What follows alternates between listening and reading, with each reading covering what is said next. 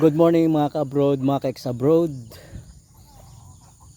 Narinig ko kanina habang tayo nagpapatuka na mayroon ng sumisiyap dito sa ating palimlim. At ito nga may mga sisiw na. Tagumpay yung ating palit itlog. Ayan Hello mga sisiw. Ito yung mga itlog ng ating si puti. Si puti ang may itlog nito, yung ating malaking lahi ng manok. At dito natin pinalimliman sa ating native. At ayan nga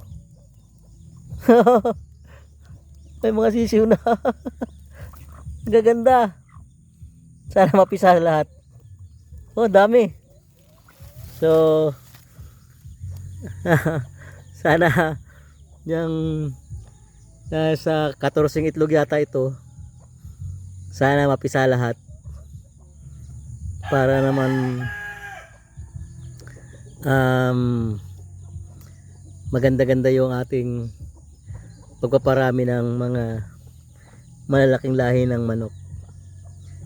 At bala ko ang bawasan itong mga bagong sisiw na ito at ilalagay ko doon sa isang inahin na matagal nang naglilimlim pero hindi makabuo ng sisiw. Meron tayo ditong isang inahin na eto, ilang buwan na ito naglilimlim dahil puro bugok yung kanyang nalilimliman. So ang gagawin natin, lalagyan natin siya ng mga 4 na pirasong sisiw. At para hindi naman siya maulol. Kasi naluluka daw ito mga ganito kapag matagal nang hindi nagpipisa yung kanyang nililimliman. So gawin natin ay lalagyan natin ito. Babawas na tayo doon kasi napakarami itlog naman nung ating pasisyo na yun. So bawasan natin para hindi masyadong magulo yung hindi masyadong masikip yung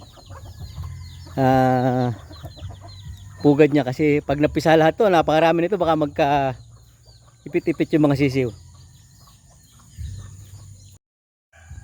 So yun nga mga ka-abroad, mga ka-ex-abroad, nilagyan natin ng apat na pirasong sisiw itong inahin na ito. Hindi naman niya alam yan hindi niya alam na adapted niya lang yan. So aalagaan niya rin yan. Baka bukas ng umaga ay ibababa na natin ito para hindi naman masyadong mamayat itong inahin natin ito, dahil halos magdadalawang buwan na siyang nakaupo dyan, puro bagok na yung itlog. Naawa naman ako. So ayan, nilagay natin para maging tawag doon, satisfying naman yung kanyang paghihirap dyan na paglilimlim. Bali meron siyang 4 na itlog na puro itim. Yung mga sisiw natin nilagay itim ngayon, pero later on makabulok din yan, kasi ang tatay ng mga sisiw na yan itong bulik na ito. Yan. So tingnan natin ulit itong ating pasisiw. Marami pa naman siyang itlog na natitira, marami pa siyang sisiw dito. Ayan mga nakasilip.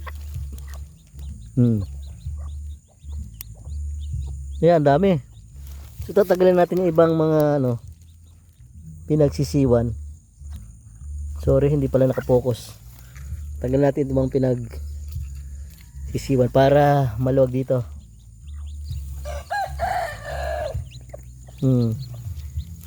Ayan. Huwag ka maluka. Sana mapisa lahat. para marami-rami tayong pasisiwin, alagain at marami tayong palalakihin.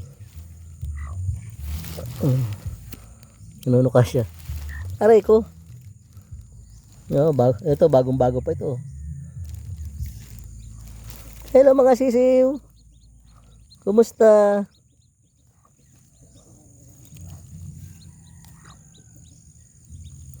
Bali ilan pa natira ngayong